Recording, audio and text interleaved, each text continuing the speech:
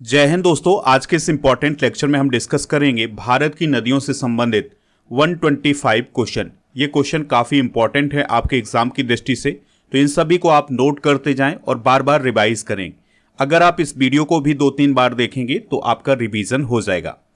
तो अगर आप चैनल पर पहली बार आए हैं तो चैनल को सब्सक्राइब कर लें, बेल आइकन भी दबा लें, जिससे आपको समय पर सबसे पहले नोटिफिकेशन मिल सकेगा। तो पहला क्वेश्चन आपसे पूछा जा रहा है, अलकनंदा नदी कहाँ से निकलती है? तो यह सतोपंथ ग्लेशियर से निकलती है। उत्तराखंड और उत्तर प्रदेश में गंगा नदी की लंबाई कितनी है? 1450 किलोमीटर। यानी कि उत्तराखंड और यूपी दोनों को मिलाकर के जो गंगा नदी की लंबाई है वो कितनी है? 1450 किलोमीटर की। कावेरी जल विवाद या कावेरी वाटर डिस्प्यूट किन राज्यों के बीच है? तो यह कर्नाटक और तमिलनाडु के बीच में है। यह क्वेश्चन काफ़ी इंपॉर्टेंट है, कई बार एग्जाम में पूछा गया है। कावेरी नदी कहाँ गिरती है? तो यह बे ऑफ बंगाल यानी बंगाल की खाड़ी में गिरती है। कावेरी नदी का उद्गम स्थल कहाँ है? तो कर्नाटक राज्य में पश्चिमी घाट में ब्रह्मगिरी पर्वतमाला पर जो तल कावेरी नामक स्थान है वहाँ पर कावेरी नदी का उद्गम स्थल है। कावेरी नदी का मुहाना स्थल कहाँ स्थित है? यानी कावेरी नदी कहाँ जाकर मिलती है? तो यह बंगाल की खाड़ी में जाकर के मिलती है। कावेरी नदी की लंबाई कितनी है? 805 किलोमीटर की। इसके अलावा किस नदी को बिहार का शोक कहा जाता है? तो कोसी नदी को बिहार का शोक कहा जाता है। किस नदी को बृहद गंगा के नाम से जाना जाता है? तो गोदावरी को बृहद गंगा के नाम से जाना जाता है। किस नदी पर सबसे लंबा सड़क पुल है? तो लोहित नदी पर सबसे लंबा सड़क पुल है इंडिया में, और इस पुल का नाम है भूपेन हजारिका पुल। यह असम में है और इस पुल की लंबाई है 9.15 किलोमीटर की। इसके अलावा आपको याद रखना है कि जो लोहित नदी है यह ब्रह्मपुत्र नदी की सहायक नदी भी है। कृष्णा नदी का उद्गम स्थल कहाँ है? तो महाबलेश्वर के समीप पश्चिमी घाट पहाड़ पर। कृष्णा नदी का मुहाना स्थल कहाँ स्थित है? यानी कि कृष्णा नदी कहाँ जाकर के मिलती है? तो यह बंगाल की खाड़ी में जाकर के मिलती है। कृष्णा नदी की लंबाई कितनी है? 1327 किलोमीटर। केंद्र सरकार ने किस नदी को राष्ट्रीय दर्जा देने की घोषणा की है? गंगा नदी को। कोसी नदी का उद्गम स्थल क्या है? तो गोसाई धाम चोटी के उत्तर में इसका उद्गम स्थल है। कौन सी दो नदियों की लंबाई लगभग समान है? तो सिंधु और ब्रह्मपुत्र की जो लंबाई है वो लगभग समान है। तो जो सिंधु की लंबाई है वो है 2880 किलोमीटर और ब्रह्मपुत्र नदी की लंबाई है 2900 किलोमीटर। तो लगभग दोनों की लंबाई बराबर है। कौन सी नदी ओडिशा का शोक कही जाती है? तो महानदी को ओडिशा का शोक कहा जाता है। कौन सी नदी कपिल धारा जलप्रपात का निर्माण करती है? तो नर्मदा नदी पर कपिल धारा जलप्रपात है। इसके अलावा आपको याद रखना है कि नर्मदा नदी पर धुआंधार जलप्रपात भी है जो मध्य प्रदेश के जबलपुर में स्थित है। कौन सी नदी बंगाल का शोक कही जाती है? तो दामोदर नदी को बंगाल का शोक कहा जाता है। कौन सी नदी अपना मार्ग बदलने के लिए प्रसिद्ध है? तो कोसी नदी अपना मार्ग बदलने के लिए प्रसिद्ध है, यानी कि यह नदी बार बार अपना मार्ग बदलती है। कौन सी नदी पर भारत और पाकिस्तान का जल समझौता हुआ है? तो सिंधु नदी पर भारत और पाकिस्तान के बीच में जल समझौता है। कौन सी नदी पश्चिम की ओर बहती है और अरब सागर में मिलती है? तो दोस्तों नर्मदा नदी पश्चिम की ओर बहती है और यह अरब सागर में मिलती है। तो नर्मदा नदी मध्य प्रदेश के अमरकंटक से निकलती हुई और ये गुजरात राज्य में प्रवेश करती है और अरब सागर में मिलती है। कौन सी नदी जम्मू कश्मीर और लद्दाख से होकर बहती है? तो सिंधु नदी जम्मू कश्मीर और लद्दाख से होकर के बहती है। अगला क्वेश्चन है, कौन सी नदी भ्रंश द्रोणी से होकर बहती है? नर्मदा, तापी और दामोदर। तो नर्मदा नदी सतपुड़ा और बिंद पहाड़ियों के बीच से बहती है। तापी नदी सतपुड़ा पर्वत प्रक्षेपों के मध्य से बहती है और दामोदर नदी छोटा नागपुर पठार के पलामू पहाड़ियों से बहती है। अगला क्वेश्चन है, कौन सी नदी रिफ्ट घाटी से होकर बहती है? ताप्ती। कौन सी नदी विश्व का सबसे बड़ा द्वीप माजुली बनाती है? तो माजुली द्वीप जो है यह असम राज्य में स्थित है और यह ब्रह्मपुत्र नदी पर स्थित है। गंगा एवं ब्रह्मपुत्र की संयुक्त जलधारा किस नाम से जानी जाती है? तो मेघना नाम से जानी जाती है। गंगा की प्रमुख वितरिका नदी कौन सी है? तो हुगली नदी जो कि कोलकाता में है। गंगा नदी की सबसे बड़ी सहायक नदी कौन सी है? तो वो है यमुना। गंगा को बांग्लादेश में किस नाम से जाना जाता है? तो पद्मा नाम से जाना जाता है। गंगा नदी का उद्गम स्थल कहाँ है? गंगोत्री। गंगा नदी की कुल लंबाई कितनी है? 2525 किलोमीटर। गंगा नदी की प्रमुख सहायक नदी कौन सी है? तो यमुना, घाघरा, गंडक, कोसी और सोन। गंगा और कौन सी नदी विश्व का सबसे बड़ा डेल्टा सुंदरबन डेल्टा का निर्माण करती है? ब्रह्मपुत्र। यानी गंगा नदी और ब्रह्मपुत्र नदी मिलकर के सुंदरबन डेल्टा का निर्माण करती है, जो कि पश्चिम बंगाल राज्य में स्थित है। गंडक नदी का उद्गम स्थल कहाँ है? तो यह नेपाल में है। गंडक नदी का संगम स्थल कहाँ है? गंगा नदी में। अगला क्वेश्चन है, गोदावरी नदी का उद्गम स्थल कहाँ है? तो नासिक जिले के दक्षिण पश्चिम में 64 किलोमीटर दूर स्थित त्र्यंबक गांव की एक पहाड़ी से इसका उद्गम स्थल है और यह महाराष्ट्र राज्य में बहती है। गोदावरी का मुहाना स्थल कहाँ है? बे ऑफ बंगाल में। गोदावरी नदी की लंबाई कितनी है? 1465 किलोमीटर की। घग्गर नदी का उद्गम स्थल कहाँ है? कालका के समीप हिमालय में। घग्गर नदी का मुहाना स्थल कहाँ है? हनुमानगढ़ राजस्थान में। घग्गर नदी की लंबाई कितनी है? 494 किलोमीटर। घाघरा नदी का उद्गम स्थल कहाँ है? मत्स्यतुंग हिमानी। अगला क्वेश्चन है, घाघरा नदी का संगम स्थल कहाँ है? गंगा नदी में। घाघरा नदी की लंबाई कितनी है? 1080 किलोमीटर। चंबल नदी का उद्गम स्थल कहाँ है? मध्य प्रदेश के महू के पास जाना पाव पहाड़ी से। चंबल नदी का संगम स्थल कहाँ है? यमुना नदी में। यानी कि जो चंबल नदी है वह यमुना नदी में जाकर के मिलती है और यह उत्तर प्रदेश में जाकर के मिलती है। चंबल नदी की लंबाई कितनी है? 1050 किलोमीटर की। चिनाब नदी का उद्गम स्थल कहाँ है? वारालाचा दर्रा, लाहौल स्पीति। चिनाब नदी का संगम मोहाना कहाँ है? सिंधु नदी में।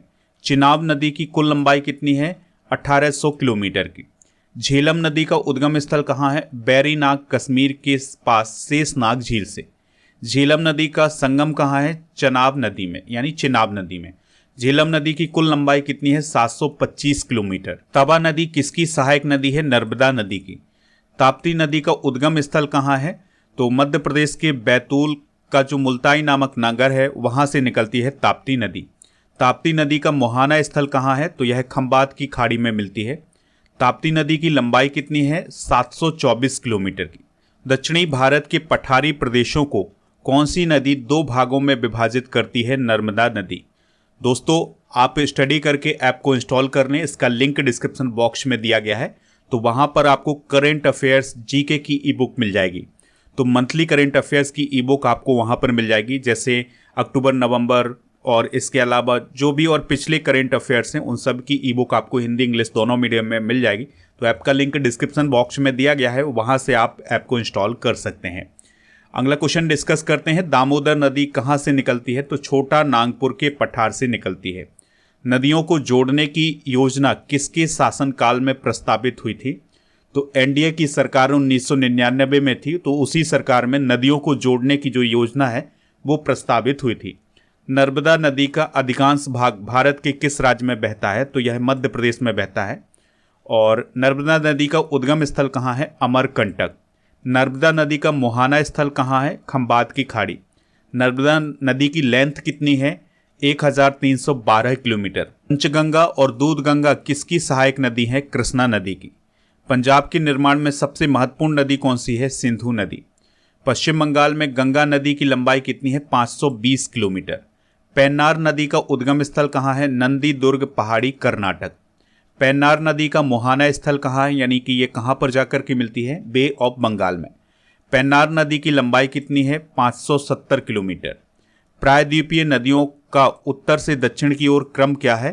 तो महानदी, फिर गोदावरी, फिर कृष्णा, फिर पेन्नार, फिर कावेरी और फिर बैगाई।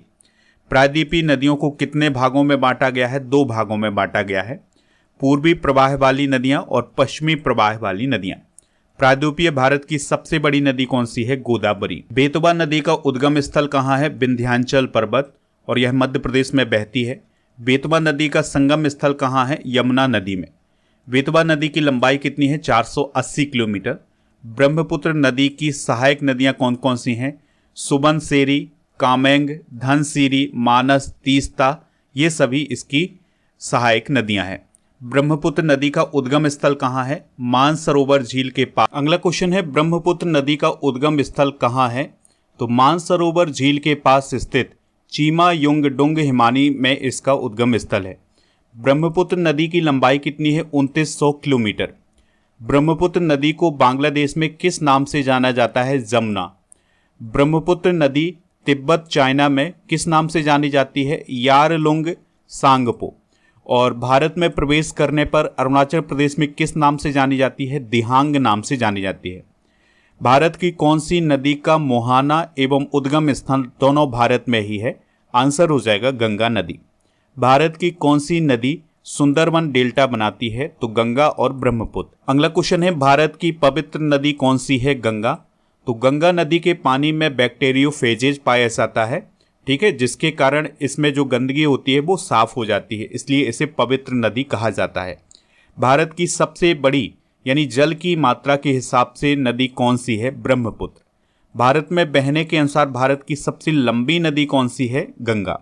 मंदाकिनी नदी का उद्गम स्थल है केदारनाथ। महानदी का उद्गम स्थल कहाँ है? छत्तीसगढ़ के रायपुर के सिंघवा के समीप। महानदी का मुहाना स्थल कहाँ स्थित है? बंगाल की खाड़ी में। महानदी की लंबाई कितनी है? 858 किलोमीटर। माही नदी का उद्गम स्थल कहाँ है? विंध्याचल पर्वत श्रेणी में। माही नदी का मुहाना स्थल कहाँ है? खंबात की खाड़ी में।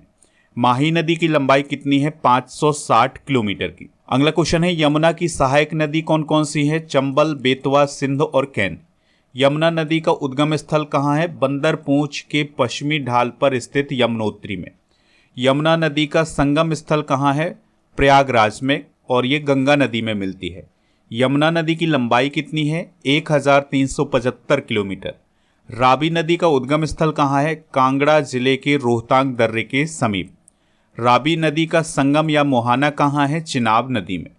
रावी नदी की कुल लंबाई कितनी है? 720 किलोमीटर। लूनी नदी का उद्गम स्थल कहाँ है? अजमेर जिले में स्थित नाग पहाड़ में, जो कि अरावली पर्वत के अंतर्गत आता है। लूनी नदी का मुहाना स्थल कहाँ है? तो कच्छ की खाड़ी में। तो जो लूनी नदी है ये कच्छ की खाड़ी में जाकर के विलीन हो जाती है, वहीं पर समाप्त हो जाती है। लूनी नदी की लंबाई कितनी है? 450 किलोमीटर की। बैनगंगा और पैनगंगा किस नदी की सहायक नदी है? गोदावरी। ब्यास नदी का उद्गम स्थल कहाँ स्थित है? रोहतांग दर्रे के समीप। ब्यास नदी का संगम मुहाना कहाँ स्थित है? सतलज नदी में। ब्यास नदी की कुल लंबाई कितनी है? 770 किलोमीटर की। क्षिप्रा नदी किसकी सहायक नदी है? तो यह चंबल नदी की सहायक नदी है, और क्षिप्रा नदी मध्य प्रदेश में बहती है और वहीं से निकलती है। सतलज नदी का संगम कहाँ है? चिनाब नदी में। सतलज नदी की लंबाई कितनी है?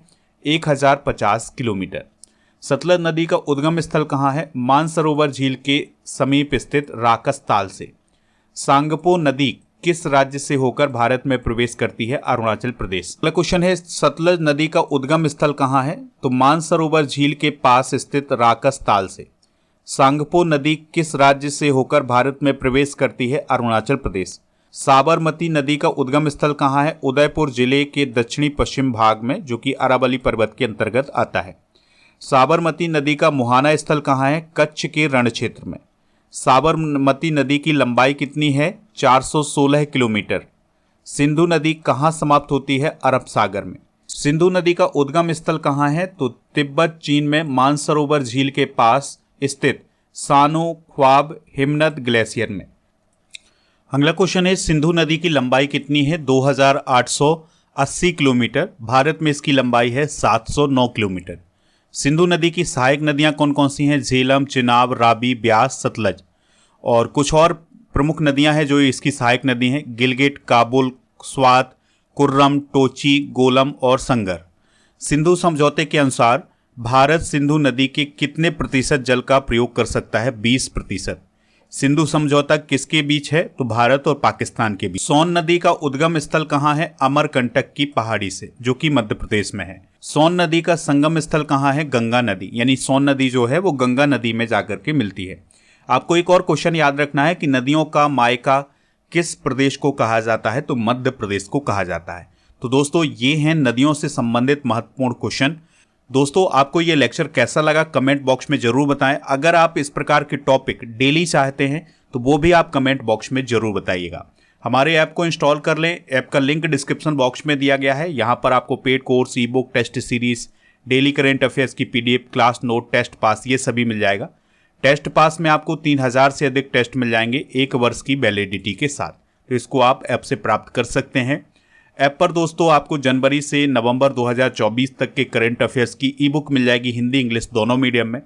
इसके अलावा ऐप पर डेली करंट अफेयर्स का टेस्ट आयोजित किया जाता है, तो आप टेस्ट भी दे सकते हैं। मॉक टेस्ट भी आपको यहाँ पर मिल जाएगा टेस्ट सीरीज वाले ऑप्शन पर।